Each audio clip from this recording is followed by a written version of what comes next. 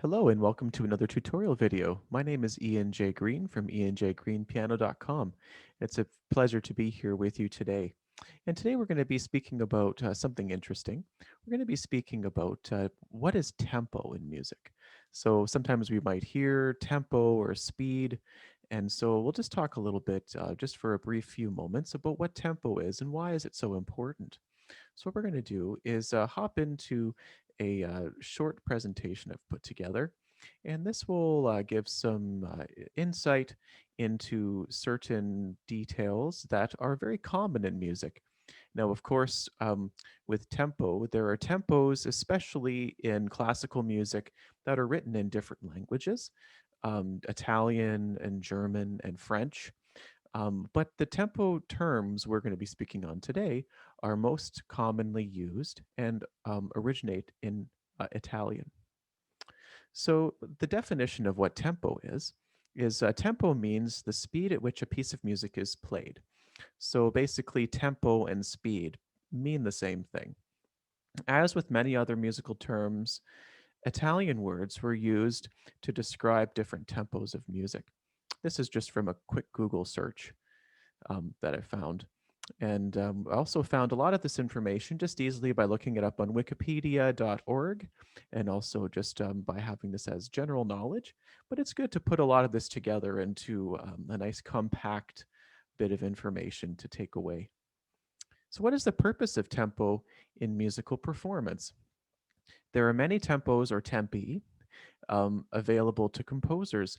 And a tempo generally helps to successfully depict the mood of a piece. And this helps the musician or musicians to tell the story that the composer has written for their audience.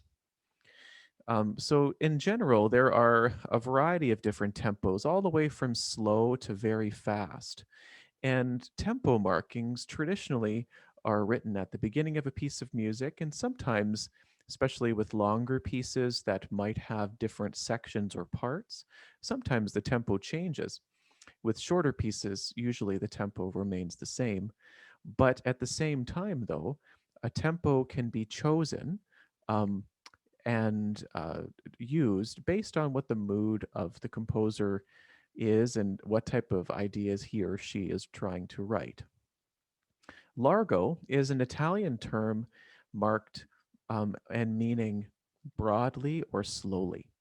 It is considered to be one of the slowest tempos in musical notation.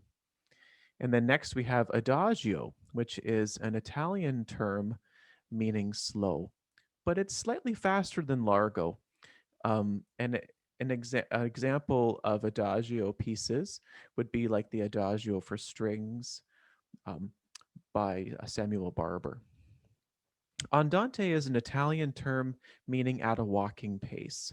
And generally, this tempo is used very commonly as a slower tempo, especially within a lot of the slow movements that are written in the classical era by Mozart and Beethoven, as well as Haydn and other composers. Andantino is an Italian term that means slightly faster than andante, but which means it's not as at a quite a moderate speed, but it's also not played slow. It's kind of some one of those tempos that's kind of in between. And moderato is a very common term which means at a moderate pace or moderately. And this allows for a lot of expression and excitement, but without performing a piece too quickly. When we get to some of the faster tempos, two of the most common fast tempos are allegro, which is an Italian tempo marking to play fast, quickly, and brightly. And this is also a common tempo marking. Presto is usually considered to be one of the fastest tempos in music, and there's also vivace. That's spelled Vivace. Both of those terms are exactly the same. The music is meant to be played really quickly. Now, why are in tempos important? That might be a question you're asking. Tempo markings are extremely important because they create the mood, character, and tone of a song or a piece.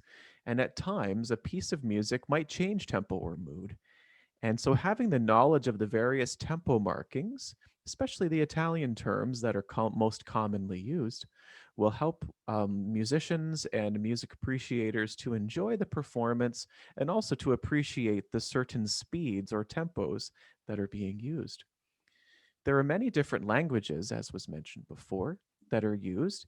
However, tempo markings offered in this short tutorial offer some of the most commonly used tempo markings in music. So, we would like to thank you for joining today for this presentation. My name is Ian Green from enjgreenpiano.com. If you'd like to click the subscribe button and to like the video, that would be great.